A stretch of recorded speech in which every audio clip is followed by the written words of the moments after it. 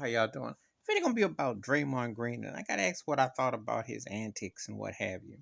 So I got a few quick takes about it. He's obviously gonna get underneath the Boston Celtics skin. They don't have those kind of guys. They don't. This is what I meant when I'm not having a Paul Pierce or Larry Bird. When you don't have that kind of leadership. Jason Tatum is a very good player, not quite a superstar. So I wish they'd stop with that. Jalen Brown has moments when he looks better, but then he has moments when he regresses. So it just depends. They just too hit and miss. Marcus Smart on defense, offense, yeah. Al Horford, they got players, but they don't have those kind of dudes. Or what we call a road dog.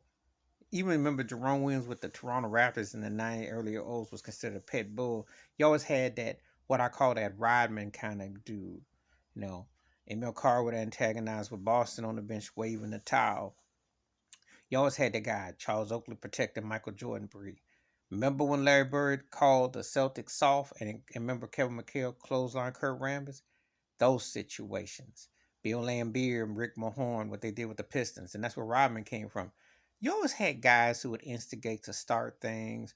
They would do things. Dennis Rodman took it to a whole nother level. And I remember against the Seattle Supersonics back in '96 finals, I still say he won two finals because he got in the Sonics' head. He won two games. And he should have gotten MVP consideration because to me, that was important. And Draymond Green does it for the it doesn't work anywhere else. You always got that one player on a particular squad that he fits the team better than he would be like a third tier anywhere else. It's kind of like Derek Fisher when he was running with Shaq and Kobe, and then he came back with Kobe and Gasol.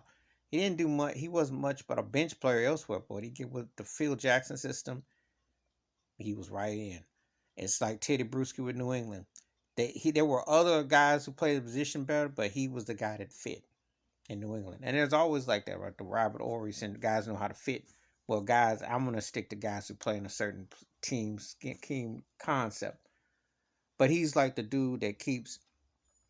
If anybody thought Steph and Clayton was soft, Draymond's there to punch them, get up underneath their skin. And they ain't got time to call them out and say nothing because them cats be lighting butts up. So I dare anyone in case say that about Steph and Clay. But that's why Draymond, he takes that heat off. And Steve Kerr likes it because you got to be feisty. You got to have that one guy.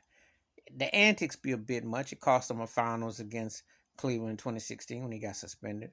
LeBron James provoked and instigated because LeBron is one of the greatest actors ever. He's a great player, an all-time great, but he's also a great actor, which makes him a little bit overrated in my mind too. So it goes both ways. That's a whole nother story in time. But anyway, um, the Draymond effect is what's needed.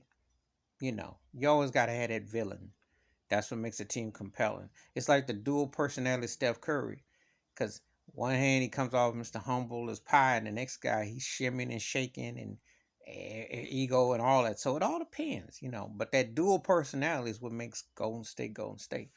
And Draymond's antics, hey, he's got him this far. He's got him this far.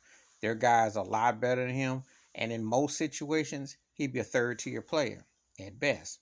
But right situation, right time, he's the right fit. And he gets away with stuff because, well, quite frankly, this league is soft now. And there are not a lot of dudes who can jaw and also get underneath your skin and then do the little things. And he does the little things which add up. So that's why he's walking around with rings. Not because he's just a great player, but he's an important piece for what they do. And Steve Kerr knows that. Please hit like, subscribe, welcome thoughts and comments. And I do respond. Thank you. Wash your hands. Keep your mind clear. Watch out for another. And regardless of what happens in the finals of Golden State Boston, Draymond done definitely left his imprint and his impact. And teams kind of need that big brother sometimes, just saying, because that's nothing new. It's just done different, but it's nothing new in the NBA. I'm out.